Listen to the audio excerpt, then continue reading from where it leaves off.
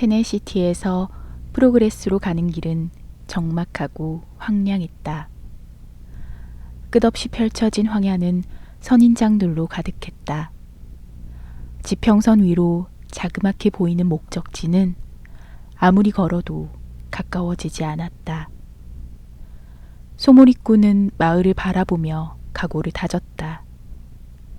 아직 물은 충분했고 고용주에게 큰 돈을 벌어다 줄 가축도 데리고 있었다. 무사히 마을까지 도착하기만 하면 됐다.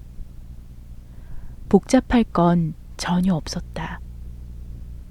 소들도 몰입꾼의 불안을 느꼈겠지만 고맙게도 내색은 전혀 하지 않았다. 단지 울면서 계속 걸을 뿐이었다. 자비 없이 내리쬐는 태양 아래 검은 눈을 반짝이며 말라버린 땅 위에서 얼마 없는 풀을 찾아 뜯어 먹었다. 몰입꾼이 탄 앞말에 뒤처지는 일도 없었다.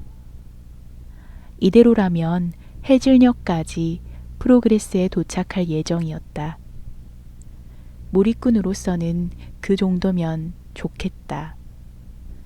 이 지역에서는 해가 떨어지고 나면 기이한 괴물들이 나타나기 때문이다.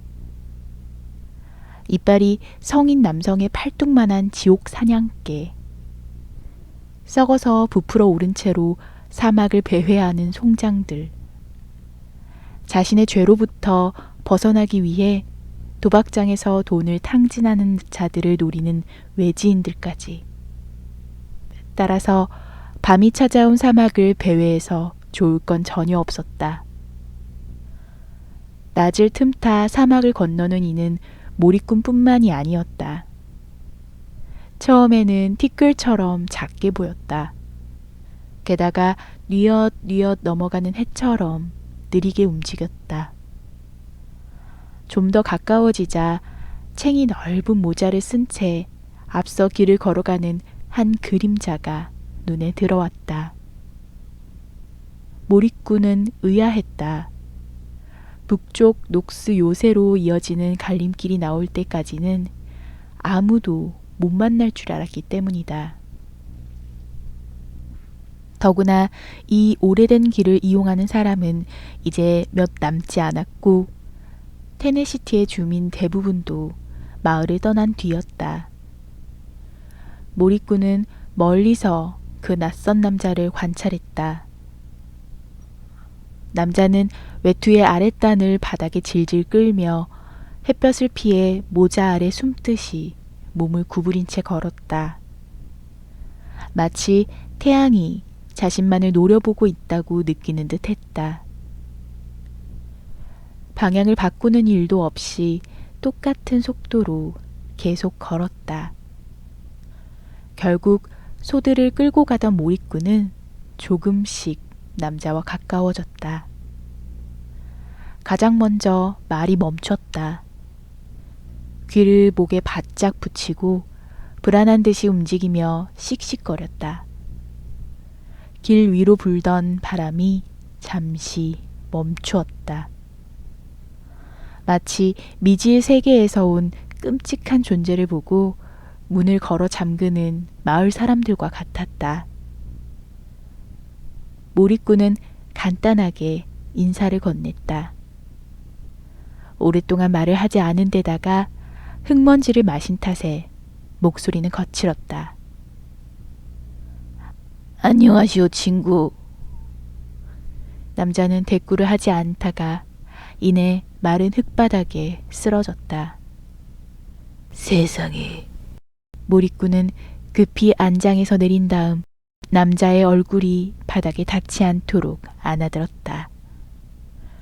남자는 생각보다 가벼웠다. 마치 새처럼 뼛속이 비어있는 듯 했다. 몸에서는 연기와 금속, 불냄새가 났다. 남자는 말라서 갈라진 입술 사이로 작게 중얼거렸다. 그 모습은 기도를 하거나 악령에 홀린 것과 비슷했다. 물... 이런, 그래요.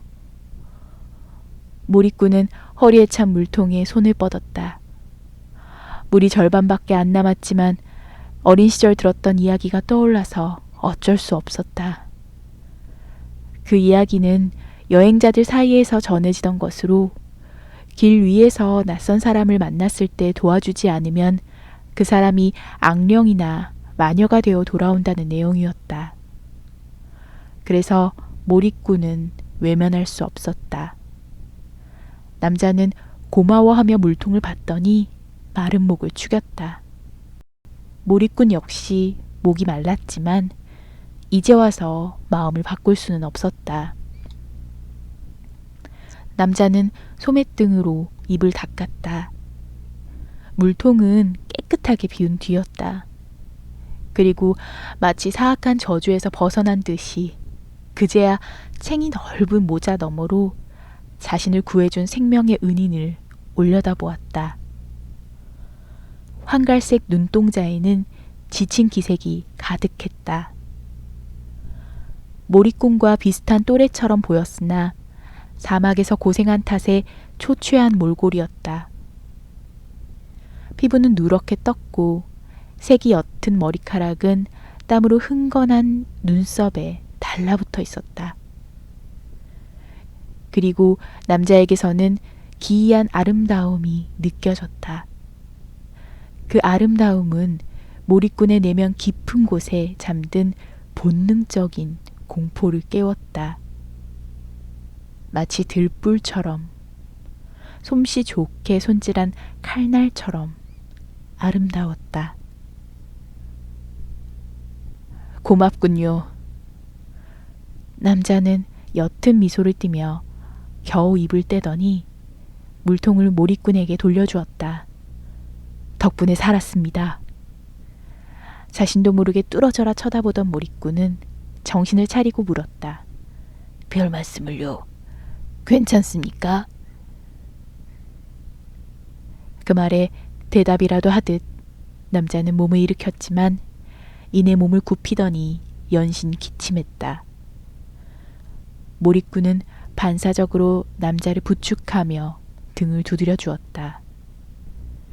이상하게도 손 아래로 느껴지는 남자의 어깨는 깔끄러웠다. 낯선 사람에게 호기심을 품는 건 위험했지만 몰입꾼은 궁금해서 참을 수 없었다. 그래서 남자의 어깨를 잡은 손을 놓으며 단단히 여민 외투 아래를 슬쩍 흘겨보았다. 안에는 희고 보송한 뭔가가 있었다. 깃털이었다. 곧바로 고개를 든 몰입꾼은 남자와 눈이 마주쳤다. 난 괜찮습니다. 대답을 마친 남자는 이를 악물었다. 모자책의 그늘 아래로 눈이 번뜩였다. 실례가 안 된다면 어디로 가는지 물어봐도 될까요? 프로그레스로 갑니다. 남자는 잠깐 생각에 잠기더니 날카로운 눈빛으로 노려보며 대답했다. 마침 잘 됐군요. 여행은 길동무가 있으면 더 즐거운 법이죠. 동행해도 되겠습니까? 그렇게 두 사람은 함께 걷기 시작했다. 남자는 더는 쓰러지는 일 없이 불안해하는 몰입꾼의 말 옆에서 천천히 걸었다. 발걸음은 가벼웠고 발소리는 조용했으며 길 위에 바위나 덤불, 죽은 동물의 뼈가 있어도 주춤거리지 않았다. 한낮의 더위 속에서 두 사람은 말없이 조용히 계속 걸었다. 프로그레스에는 무슨 일로 가는 겁니까? 몰입꾼이 먼저 입을 열었다. 기차를 타야 해서요. 남자는 당연한 것을 묻는다는 듯이 간단하게 대답했다. 몰입꾼은 고개를 끄덕였다. 길 위에서 침묵은 모두에게 가까운 친구이자 피해야 할 적이었다. 주변에 위험이 없다는 점에서 안심을 주지만 불길한 예감은 떨치지 못한다. 자신을 노리는 존재가 아직은 나타나지 않았다는 의미였다. 소들은 이를 알고 하나같이 책 넓은 모자를 쓴 낯선 남자를 지켜보았다. 도와준 보답을 하고 싶군요. 그때 남자가 침묵을 깼다. 가늘게 뜬 눈은 지평선을 향하고 있었다. 빚을 지는 걸 싫어해서요. 몰입꾼은 남자를 내려다보며 웃었다. 기뻐서가 아니라 예의를 차리려는 미소였다. 괜찮습니다. 여행자끼리 서로 도와야죠. 참 친절하시군요. 남자의 말은 칭찬이 아니라 평가처럼 들렸다. 하지만 안 되겠습니다. 도움을 받았는데 가만히 있을 수는 없죠. 몰입꾼은 그 말이 이상하게 들렸다. 그리고 위험한 호기심이 다시 고개를 들었다. 식은땀이 목덜미를 타고 흘렀지만 결국 참지 못하고 남자에게 물었다. 그럼 어쩔 생각입니까? 남자는 대수롭지 않게 으쓱했다. 서부에서 오래도록 전해지는 이야기를 들려드리죠. 아마 처음 듣는 이야기일 겁니다. 무더운 날씨였지만 몰입꾼은 소름이 돋았다. 굳이 안 그래도... 은혜에 대한 보답이라고 생각해요. 익숙하면서도 쓸쓸한 그 목소리에 몰입꾼의 미소가 희미해졌다. 몰입꾼은 안타까웠다. 밭의 작물이 다 썩으면서 어쩔 수 없이 가축을 도살해야 했던 그때 아버지가 지었던 애석한 한숨이 떠올랐다.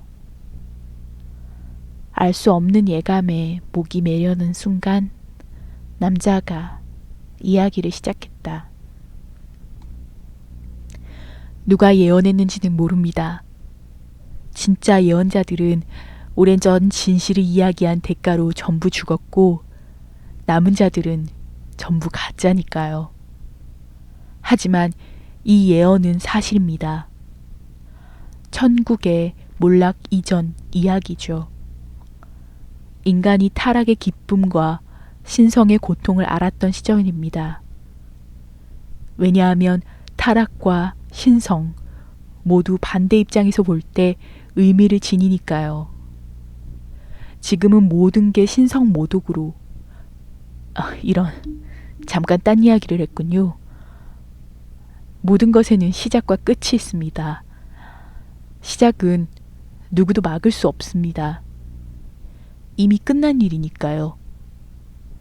우리의 존재나 과오, 땅에 저지른 죄들을 되돌릴 방법도 없습니다. 하지만 끝은 전해지는 이야기로는 천국의 문이 무너지면 우리에게 종말이 온다고 하죠. 지옥과 인간이 땅을 전부 쥐어짜고 나면 우리에게 최후의 심판이 닥친다고요. 삶과 죽음의 순환은 장사로 변질되어 수전도 사업가들에 의해 연기와 유황을 내뿜는 기계로 들어갈 겁니다. 이미 그 작업은 진행되고 있어요. 유황 열차와 그것을 다스리는 기계 마왕의 이야기를 들었을 테죠. 종말을 몰고 오는 존재는 5 전령들입니다. 세계 곳곳에서 일어나 이곳으로 오죠. 남쪽에는 첫 번째 전령이 상아색 말을 타고 옵니다. 그 과정에서 모든 영토를 정복하고 인간들을 굴복시키거나 불태웁니다. 서쪽에서는 2번째 전령이 천사들의 땅을 떠나 무고한 생명을 죽이고 신성을 모독한 자들을 응징합니다. 사랑으로 벼려지고 죽음으로 부서지며 복수로 단련된 존재죠.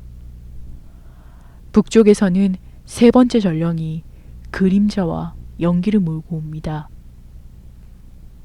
그리고 칼을 들고 죗값을 받아내죠. 그분이 바로 배상의 여인이십니다. 동쪽에서는 네 번째 전령이 심해를 헤엄쳐 옵니다. 끝을 모르는 식욕은 어떤 것도 가리지 않죠. 아무것도 남지 않을 때까지 모든 걸 집어 삼킬 겁니다. 하늘과 땅에서는 마지막 전령이 죽음을 대동하고 옵니다. 발을 디딜 때마다 주변을 부패시키죠. 그리고 인간의 목숨과 영혼을 수확해 천국과 지옥 넘어 미지의 나라로 가져갑니다. 이 5 전령은 함께 움직입니다. 불균형의 결과물을 거두는 사악한 자들과 악마, 강철의 괴수를 죽이고 유황열차의 왕을 쓰러뜨리겠지요. 서부의 균형이 흔들리고 있습니다. 시계태엽 천사의 등장과 총잡이의 부활은 시작에 불과하죠. 이제 전령들은 끝을 보기 위해 이곳에 왔습니다. 어떤 이들은 전령의 등장이 혼돈의 폭풍을 몰고 와 서부의 죄악을 씻어낼 거라고 하죠. 사악한 자들을 벌하고 새로운 인간의 시대를 시작할 거라는 말도 있습니다. 하지만 대부분 사람들은 우리를 다 죽이고 모든 걸 끝내려 한다고 생각하죠. 그때 남자가 다시 기침하며 휘청거렸다. 당황한 몰입꾼은 말에서 내려 남자가 쓰러지지 않게 붙들었다. 바로 앞에서니 남자 이마에 쓸쓸한 주름이 보였다. 지쳐 보였던 것도 바로 그 주름 때문이었다. 그래서요. 전령들은 어떻게 한답니까? 남자는 음울하게 웃으며 생각하더니 기침했다. 그리고 목구멍에서 뭔가를 개워내어 바닥에 뱉었다.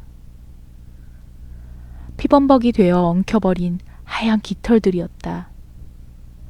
남자는 석탄 매연처럼 거친 목소리로 말했다. 우리는 진작에 죽었어야 해, 친구. 그리고 높으신 분들은 우리 같은 죄인들을 가만히 두지 않으시지. 말을 마친 남자는 천천히 일어서더니 멀어졌다. 그제야 몰입꾼은 남자의 한쪽 손이 지금까지 소매 안에 숨겨져 있었다는 사실을 깨달았다. 숨겨져 있던 손이 드러나자 마치 불경한 갈고리 발톱처럼 날카로운 손가락이 보였다. 그것은 지옥불에 끓는 기름처럼 검붉었다. 방울뱀이 허물을 벗듯이 손을 들어 외투와 반다나를 벗자 남자의 몸이 드러났다. 강렬한 햇빛 아래에서도 남자의 몸 절반은 어둠으로 뒤덮여 있었다. 왼쪽 어깨에서는 하얀 깃털이 나더니 팔과 가슴으로 퍼졌고 결국 어둠으로 뒤덮인 부분과 경계를 이루었다. 몰입꾼은 이해가 되지 않았다. 왜 상대가 당연히 인간이라고 생각했을까? 뒤에서 말이 발을 구르는 소리가 들렸다. 말은 눈앞의 낯선 존재에 대한 공포로 눈이 뒤집힌 채로 울었다. 몰입꾼은 도망칠 수 있었다. 아니, 도망쳐야 했다. 당장 말을 타고 도망치라고 본능이 소리쳤지만 다리가 후들거리고 손이 떨렸다. 모자챙 아래로 노려보는 그 낯선 이의 눈빛에 몸이 얼어버렸다. 멀리서 기적 소리가 들렸다. 몰입꾼은 의아했다. 근처에 선로가 없었기 때문이었다. 죽기 전 마지막으로 떠오른 게 설로라니 안타까웠지만 서부는 인간의 존엄성 따위는 전혀 배려하지 않는다. 날카로운 손가락 위로 검이 튀어나왔고 낯선이는 천천히 다가오더니 몰입꾼의 뺨을 타고 흐르는 눈물을 자비롭게 닦았다. 그리고 검을 몸에 찔러 넣었다. 고마웠다. 낯선이가 검을 뽑으며 귀에 속삭였다. 바닥에 쓰러지는 몰입꾼의 몸에서 영혼이 빠져나왔다.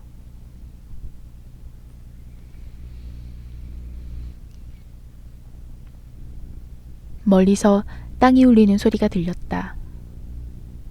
5년, 10년 전만 해도 시체를 바라봐도 아무렇지 않았다. 아무 느낌이나 생각도 없었다. 힘이 절정에 달하고 육신이 그림자에 가까운 형태였을 때에는 시체조차도 남기지 않고 피의 갈망을 내키는 대로 해소했다. 하지만 그런 시절은 지났다. 낯선이는 자신이 저지른 폭력의 현장을 바라보았다. 칼날이 묻은 피, 소몰이꾼의 숨이 끊어지는 소리, 오래전 말라버린 초원을 향해 도망치는 말. 천사나 양심 따위는 중요하지 않았다. 낯선이는 고집스러운 영혼을 일으키려고 했다. 그리고 눈이 퀭한 그림자처럼 변한 영혼의 어깨에 손을 올렸다. 공포와 호기심, 친절은 이제 사라지고 없었다. 단지 지평선 너머 삶과 죽음 사이를 계속 바라볼 뿐이었다. 마치 기다리다 보면 답이 나올 것처럼.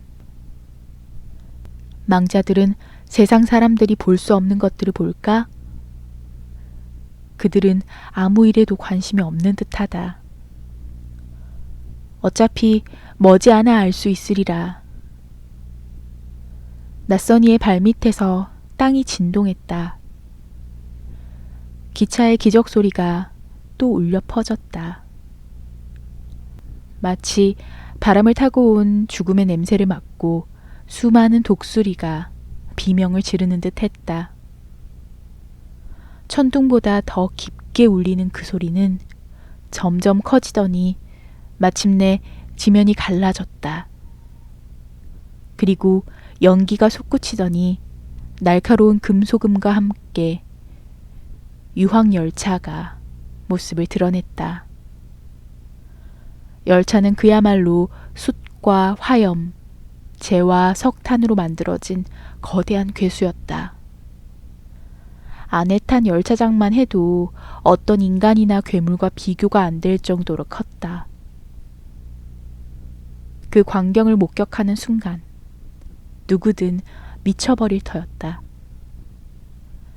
해를 가려 땅의 그림자를 들이우는 열차 아래로 선로가 생겨났다. 회전하던 바퀴는 점점 느려지더니 결국 열차가 멈추었다. 문이 열리자 증기가 쏟아져 나왔다.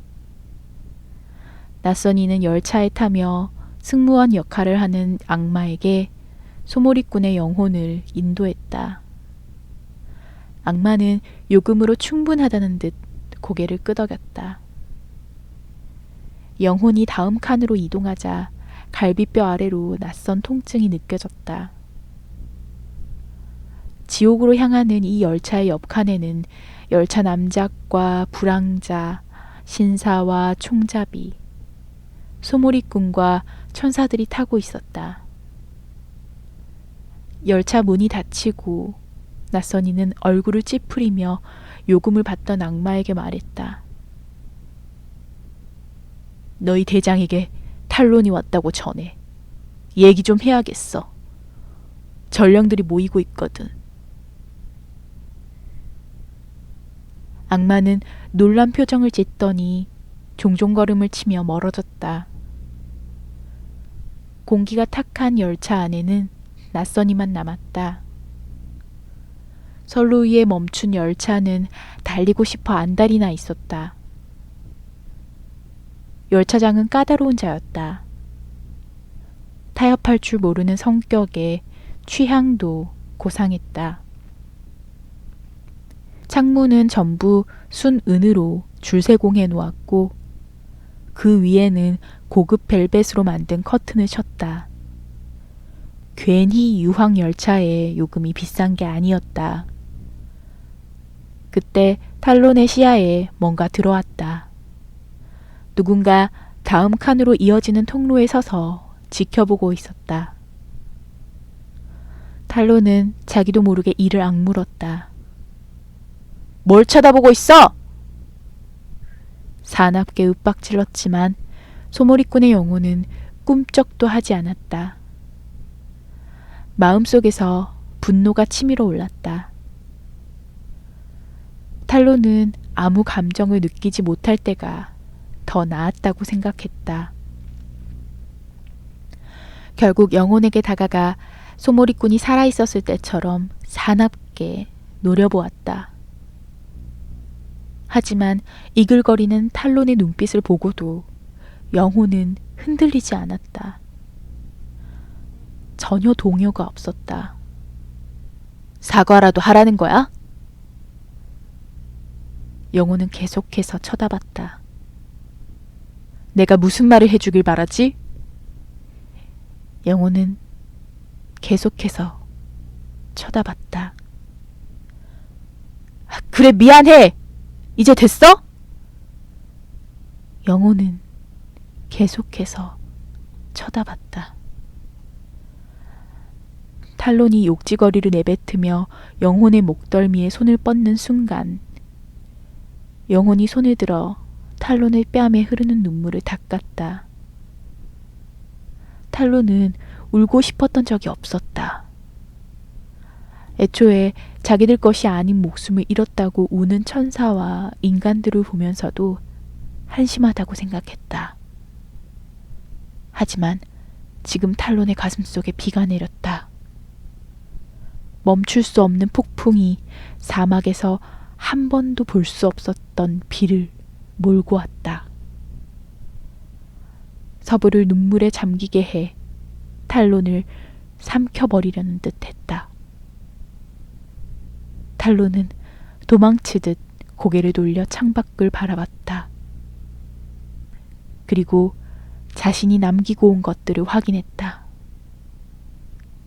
프로그레스로 향하는 쓸쓸한 길, 소몰이꾼의 시체에서 느껴지는 공허한 시선, 쓰러진 이를 밟고 지나며 황야에서 풀을 찾기 위해 배회하는 소,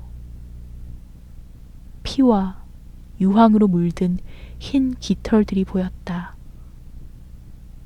어쩌면 전부 마땅한 죗값을 치렀는지도 모른다.